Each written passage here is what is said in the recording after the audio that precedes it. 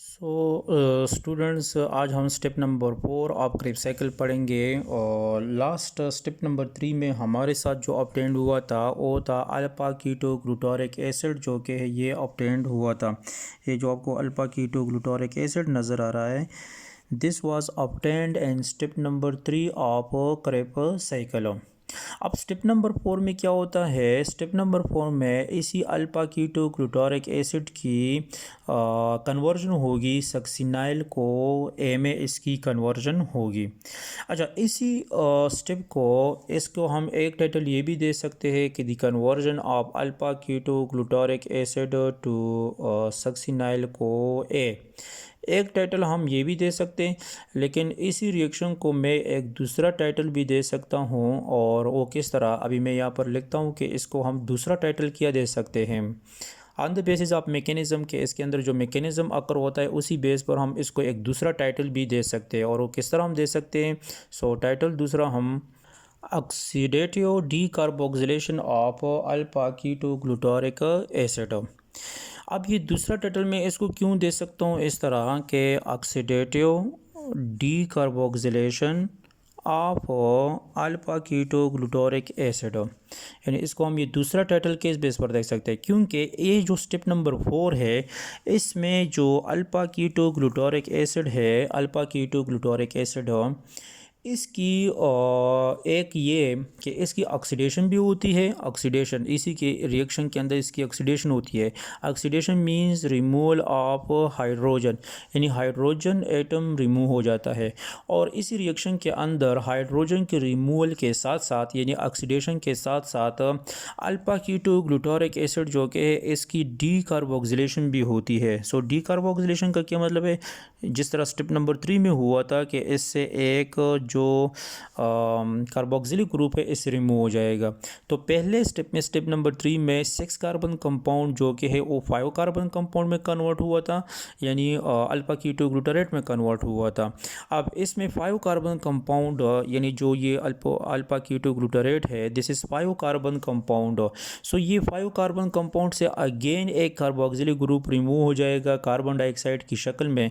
ये carbon dioxide की शक्ल में रिमूव हो जाएगा CO2 की शक्ल में।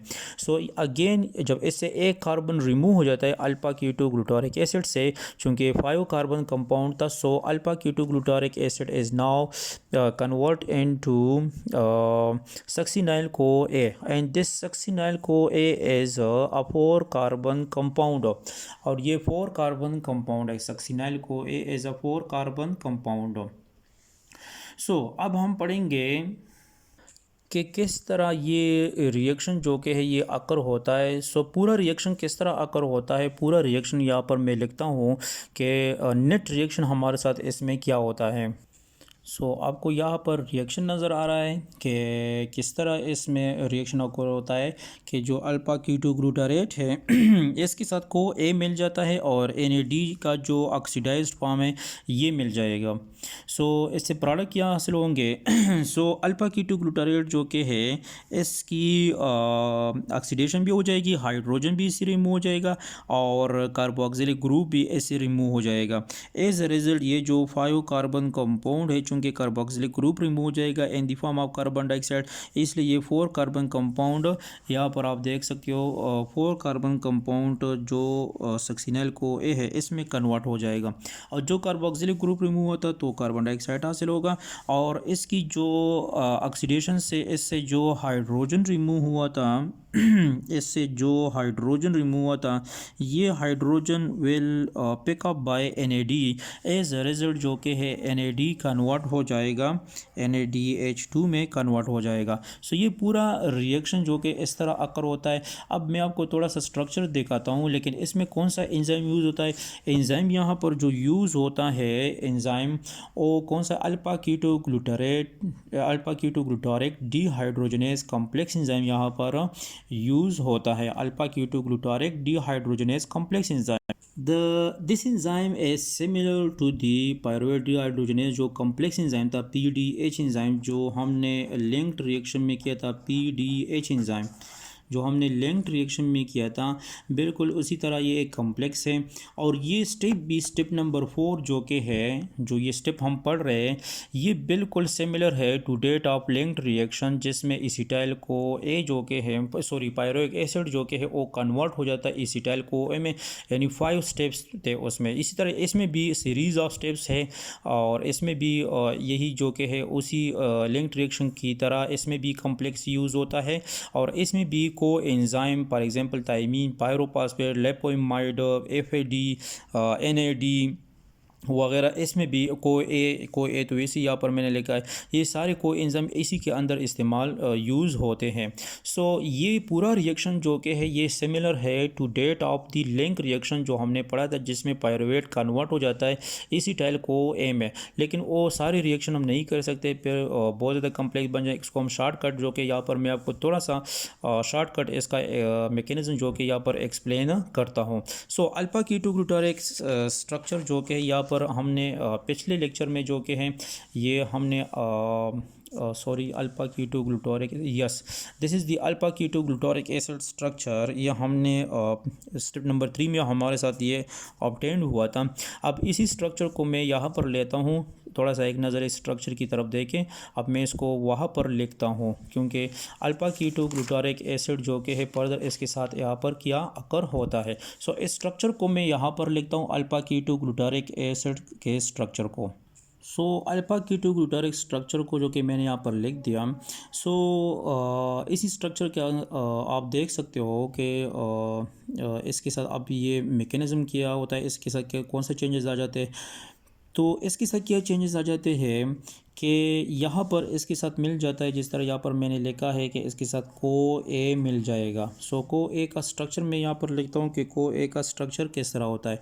So this is the structure of को ए।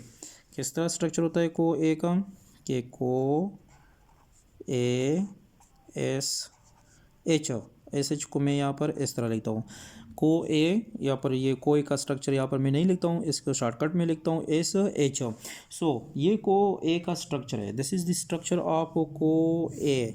अब ये को ए का स्ट्रक्चर है। अब ये को ए रिएक्ट हो जाएगा अल्फा कीटो ग्लूटारेट के साथ। सो इसके अंदर मैकेनिज्म क्या है, किस तरह ये अकर होता है। आपको ये जो अल्फा कीटो ग्लूटारेट में जो लास्ट COOH नज़र आया, इसको मैं थोड़ा एक्सपेंड मैंने लिखा है यहाँ पर, इसलिए कि यहाँ पर मैकेनिज्म में थोड़ा ईजी हो जाए। सो क्या होता है यहाँ पर कि यहाँ पर ये दो बांड ब्रेक हो जाते हैं, एक ये बांड ब्रेक हो जाता है और एक ये बांड भी ब्रेक हो जाता है। सो क्या होता है कि ये जो बांड ब्रेक जाता है तो ये जो COO है, ये COO जो कि है कार्बन डाइऑक्साइड की शक्ल में रिलीज़ हो जाएगा। और ये जो H रिमूव हुआ है तो यहाँ पर ये H भी रिमूव हो जाता है और को SH से भी ये H रिमूव हो जाएगा। And these two hydrogen will remove H2 and further this H2 will react with NAD के साथ मिल जाएगा। यानी ये H2 जो आपको नज़र आ रहा है, फर्दर ये NAD का जो ऑक्सीडाइज्ड फॉर्म था इसके साथ मिल जाएगा। As a result NADH2 as formed, NADH2 हमारे साथ बन जाएगा। सो यहाँ पर दो प्रोसेस हो गए, एक इसकी ऑक्सीडेशन भी हो गई क्योंकि यहाँ पर जो अल्फा कीटो ग्लूटारेट है इससे ये हाइड्रोजन रिमूव हो गया। अब NADH2 में दो हाइड्रोजन है तो एक हाइड्रोजन इस अल्फा कीटो ग्लूटारेट से आता है और दूसरा हाइड्रोजन जो को एंजाइम ए है उससे रिमूव हो जाएगा। ये दोनों H मिलकर H2 और फिर ये H2 NAD के साथ मिल जाएगा, NADH2 जो कि है ऑब्टेंड हो जाएगा। अब इसी स्टेप के अंदर दूसरा डी कार्बोक्सिलेशन भी अकर हो गया, यानी जो कार्बोक्सिलिक ग्रुप था C डबल बॉन्ड O और ये O, यानी COO जो कि है ये रिमूव हो गया in the form of carbon dioxide की शक्ल में। अब याद रखिए कि NADH2, पहला NADH2 मैंने आपको बताया था क्रिब्स साइकिल में टोटल 3 NADH2 बनते हैं, टोटल 3 NADH2।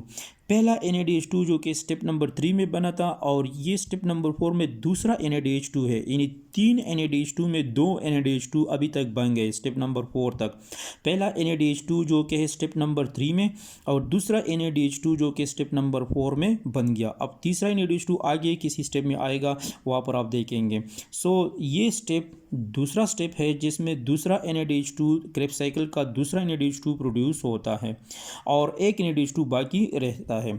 और ये स्टेप जो कि है step number 4 of Krebs cycle, ये वो स्टेप है जिसमें पूरी क्रेब्स साइकिल में 2 कार्बन डाइऑक्साइड रिलीज होते हैं। सो एक कार्बन डाइऑक्साइड स्टेप नंबर 3 में रिलीज हुआ है, और ये दूसरा स्टेप है, यानी स्टेप नंबर 4 ये दूसरा स्टेप है जिसमें क्रेब्स साइकिल का जो दूसरा कार्बन डाइऑक्साइड था, जो फाइनल कार्बन डाइऑक्साइड था, ये भी रिलीज हो गया। फर्दर कोई कार्बन डाइऑक्साइड रिलीज नहीं होगा, क्योंकि पूरे क्रेब्स साइकिल में 2 ही कार्बन डाइऑक्साइड रिलीज होते हैं।